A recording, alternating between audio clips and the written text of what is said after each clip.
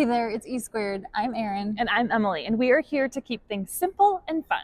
Today we want to show you how to get these simple dramatic sports shots. So we are going to show you the equipment that we use. And stick around until the end because we have something special just for you. And by the end of this video today, we hope that you feel confident in looking to purchase some new equipment for your dramatic sports photography.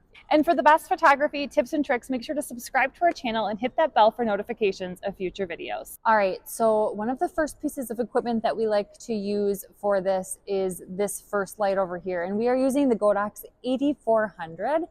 And what we have here for a modifier is our 65-inch umbrella. It's lined white on the inside. And then we like to use a diffuser, a white diffuser on the outside to help soften and spread the light, especially for female athletes and things like that. So that was our key light. For our second light, we're only using 2 lights for this kind of setup typically. We are using a Godox 8400 and we've attached a deep focus reflector to it. And then we like to attach a colored gel to it with some tape. And a lot of times we do that so then the backlight, with the backlight, we can spray atmosphere aerosol or use a fog machine between the light and the subject and get that cool colored smoke look. Okay, so we hope that that was helpful. And what we've done for you, if you are just getting started with all this, is we have a full equipment list of all of the equipment we like to use in the description below with links attached.